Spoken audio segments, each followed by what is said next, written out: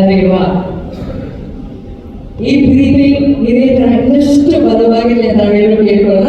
So ಗುರುವಿಗೆ ನೀವು ಜನ್ಯವಾಗಿ ಹೇಳಬೇಕು, 8ನೇ ತಾರೀಕು ಅವ್ರದ್ದು ಎಕ್ಸ್ ಗರ್ಲ್ ಫ್ರೆಂಡ್ ಮತ್ತೆ ಅವ್ರ ವೈಫ್ ಅವ್ರ ಬರ್ಡೇ, ಅದಕ್ಕೆ ಒಂದು ಇವೆಂಟ್ ಇಟ್ಕೊಂಡಿದ್ದಾರೆ. 9ನೇ ತಾರೀಕು ಗ್ರ್ಯಾಂಡ್ ರಿಲೀಸ್ ಅವ್ರ 9ನೇ ಸಿನಿಮಾ ಅಂತ.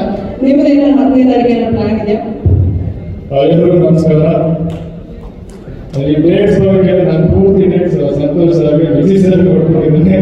ನನ್ನ ಡೇಟ್ಸ್ ಅವ್ರು ಏನು ಪ್ಲಾನ್ ಮಾಡ್ತಾರೆ ಹಾಗೆ ನಡೆಯುತ್ತೆ ಅಷ್ಟೇ. ಇವಾಗ ಲಾಸ್ಟ್ ಟೈಮ್ ಶೂಟಿಂಗ್ ನಡೀತಿದೆ, ಮಾರ್ಚ್ ರಿಲೀಸ್ ಆಗ್ತಿದೆ ಸಿನಿಮಾ.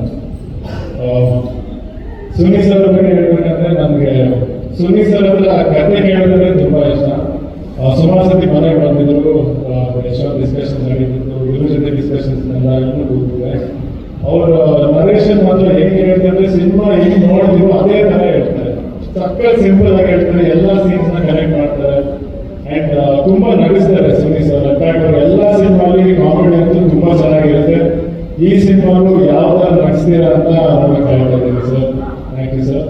ಅಂಡ್ ಸಾಂಗ್ಸ್ ಮಾತ್ರ ತುಂಬಾ ಚೆನ್ನಾಗಿ ಬಂದಿದೆ. ಗುಣಗುಣಗು ಸಾಂಗ್ ನನಗೆ ತುಂಬಾ ಇಷ್ಟ ಸಾಂಗು. ಇನ್ಫ್ಯಾಕ್ಟ್ ಅದೇ ಸರ್ ತುಂಬಾ ಕ್ಯಾಚ್ ಆಗಿದೆ ಸರ್, ಚೆನ್ನಾಗಿದೆ ಕನ್ನಡ ಬಂದು. ಅಂಡ್ ವಿನೋ ಬಗ್ಗೆ ಹೇಳ್ಬೇಕಂದ್ರೆ ಸಿನಿಮಾ ಅಂತೂ ನೀವೆಲ್ಲ ನೋಡಿದ್ರೆ, ಬಟ್ ವಿನೋ ಪ್ರತಿಯೊಂದು ವಿಷಯದಲ್ಲೂ ಯಾವಾಗಲೂ ನನಗೆ ಬಿಗ್ಗೆಸ್ಟ್ ಸ್ಟ್ರೆಂತ್ ಅಂತ ನಾನು ಹೇಳಕ್ಕೆ ಇಷ್ಟಪಡ್ತೀನಿ. ನಾನು ಪ್ರತಿ ಹೆಜ್ಜೆಯಲ್ಲೂ ಪರ್ಸನಲ್ ಆಗಿ